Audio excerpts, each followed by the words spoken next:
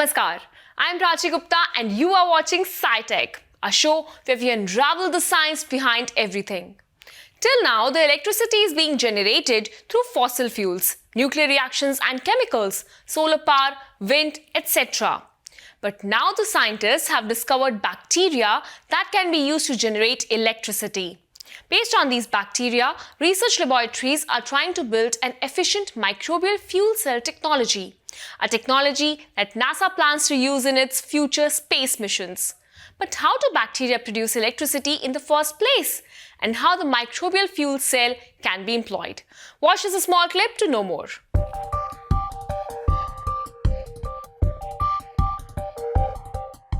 We are surrounded by zillions of microbes, which are invisible to our eyes. Some of these bacteria are good and others are bad for us. With the ingenuity of our minds, we have found ways to put these tiny beings to work to serve our purposes.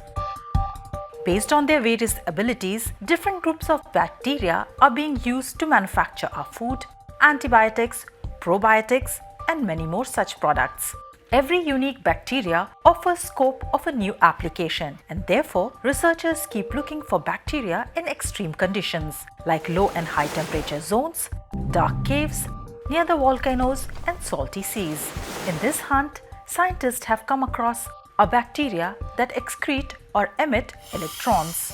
Electrons are a waste product of metabolism and need to be eliminated, while we, animals and several other microbes transfer the electrons to oxygen. The bacteria that live in an oxygen-deprived environment are unable to do so. They have developed a mechanism to emit electrons on their own.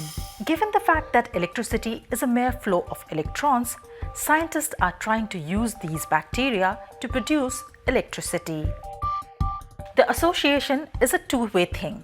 We will provide these bacteria nutrients and other favorable conditions to grow, and in turn, they will produce electricity. Non-hazardous and clean, such electricity can be used easily to power small devices. A research team at NASA is working to make use of these bacteria for future missions. Chemical-free and not dependent on day and night cycles like solar energy, the electricity from microbes can power up mini robots.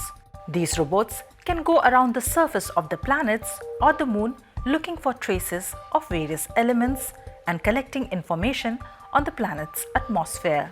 Meanwhile, on the Earth, GSP Enviro, a startup at IIT Madras, is trying to utilize the potential of some bacteria to serve the dual purpose of generating electricity and treating wastewater. If successful, such technology will give us respite from power cuts and water woes.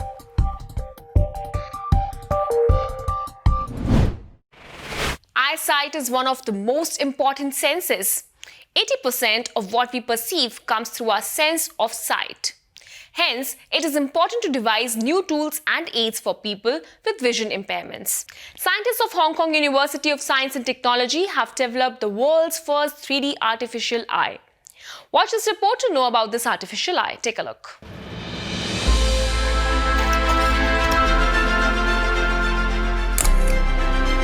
Eye is a marvelous instrument of a human body, which helps in perceiving the world the way it is. When light falls on our eye, it enters inside through a lens and then falls on a sensor called retina, which works much like a photographic plate in a camera known as a sensor. The retina transfers the signal to the brain and our brain processes that information, finally creating an image for us. Now scientists have come up with a similar instrument called the artificial eye. For this, the scientists have developed a curved sensor like the retina, unlike the conventional camera sensor, which is flat.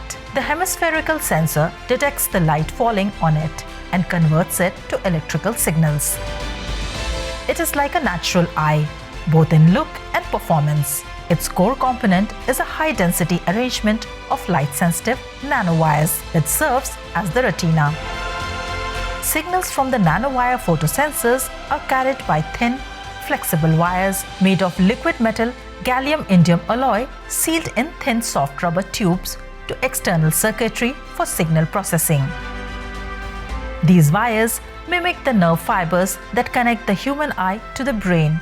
The artificial eye also has a lens combined with an artificial iris placed at the front of the device, as we have in a human eye.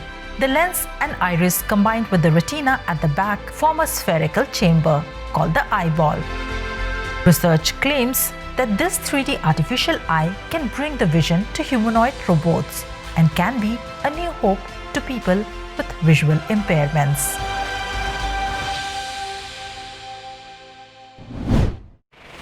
We all must have played with soap bubbles in our childhood.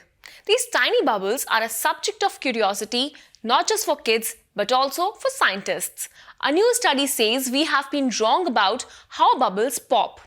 Watch this report to know the science of popping of bubbles. Take a look. Bubbles have always been mesmerizing.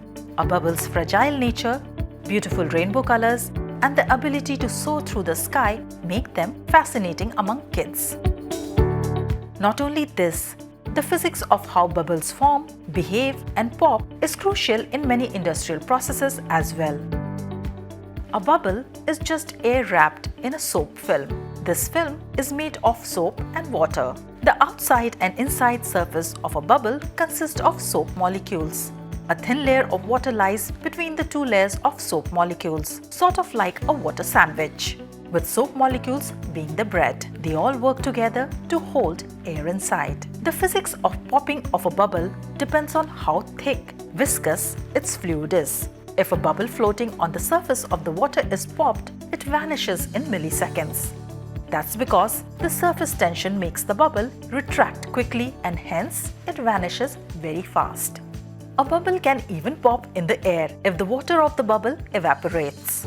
When a hole is poked on the top surface of the bubble, that hole takes some time to grow larger. In that time, the bubble sinks, shrinks until it is a flat disc with a hole in the middle. Intuitively, scientists concluded that gravity was the driving force behind the collapse, since the hole wasn't growing as fast as the bubble was falling. But the new theory suggests something else. Surface tension is a force that works to minimize the area of a surface. The surface area of a bubble's hemispherical curve is higher than the area of the disc underneath it, and the pressure inside the bubble is higher than outside it. Once a hole is made, the pressure equalizes and there is no longer any force maintaining the bubble's curve. And surface tension, seeking to minimize the surface area, forcefully contracts the bubble until it is flat. But the surface tension doesn't affect the entire bubble equally. The top of the bubble is far thinner than its walls near the base. This causes the bubble's top to collapse faster. Then the walls cave in, mimicking the expected effect from gravity's downward forces.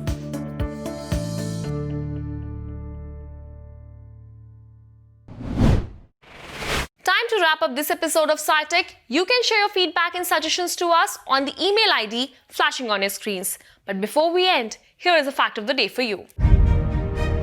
Do you know that all the blue-eyed people have a single common ancestor? Blue color of eye is caused due to a genetic mutation that took place 6,000 to 10,000 years ago. All the people carrying this mutation have blue eyes.